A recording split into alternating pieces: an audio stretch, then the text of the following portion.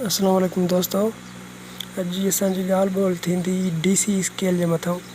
हीअ DC scale उहो आहे जंहिंमें न कंहिं वट जी ज़रूरत आहे न छा, मतिलबु बैटरीअ ते हलंदो आहे ऐं बहितरीनु शइ आहे। जेकॾहिं तव्हां दुकानदार आहियो त तव्हां वटि इहे हुजणु लाज़मी आहे। डायरेक्ट सोलर ते बि हलंदो आहे। हिन वक़्तु सोलर ते ई मां हलाए रहियो आहियां हिन खे, ऐं जेको आहे सो अचो त अॻिते जो जेको बि हिन जो तरीक़ो आहे उहो तव्हांखे मां ॾसां थो। ऐं जेकॾहिं तव्हां मुंहिंजे चैनल ते नवां आहियो त महिरबानी करे मुंहिंजे चैनल खे सब्सक्राइब कयो। मां पंहिंजे चैनल ते अहिड़ी कैटेगरी जा वीडियो अपलोड कंदो रहंदो आहियां।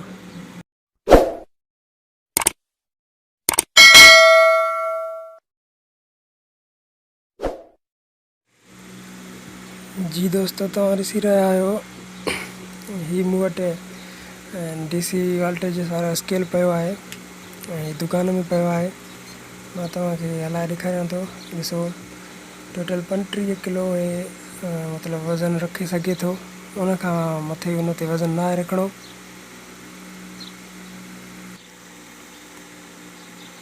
ऐं सभ खां पहिरियों हे वज़न ॿुधाईंदो, उनखां पोइ यूनिट प्राइस लिखियलु आहे। हे तव्हां ॾिसो, पहिरियां वेट लिखियलु आहे, वज़न हिते वज़न ॿुधाईंदो, उनखां पोइ यूनिट प्राइस मतिलबु हिकिड़े किले जी क़ीमत केतिरी आहे उहा तव्हांखे हेॾां लिखणी पवंदी त हिते शो थींदी। उनखां पोइ हे आहे लास्ट में टोटल प्राइस।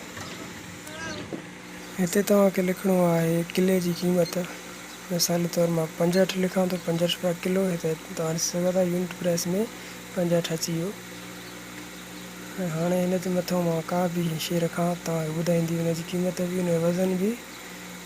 ऐं हीअ ॾिसो, मथां रखांसि मां हिन जे हाणे वेट में ॿुधाए थी हिन जो 108 ग्राम आहे हिन जो वज़न। 65 रुपये में किलो जेको लॻियलु आहे साॻियो ई हूंदो।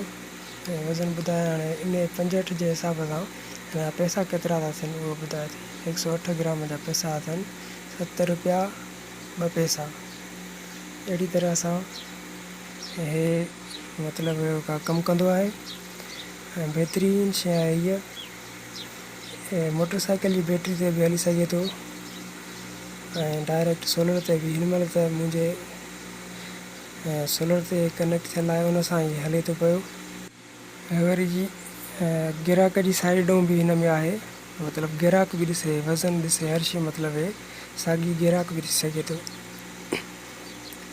हीअ गिराक जी साइड ॾऊं तव्हां ॾिसी सघो था, वेट साॻियो ई ऐं यूनिट प्राइस ऐं टोटल प्राइस साॻियो ई लिखी पई आहे। अहिड़ी तरह सां हिन वीडियो जे हवाले सां मूंखे कमेंट करे ज़रूरु ॿुधाइजो त तव्हांखे वीडियो मुंहिंजो कीअं लॻो। ऐं अॼु जो वीडियो एसी ताईं हुयो। इंशाल्लाह वरी मिलंदासीं कंहिं ॿिए वीडियो में। तेसीं ताईं ख़ुदा हाफ़िज़।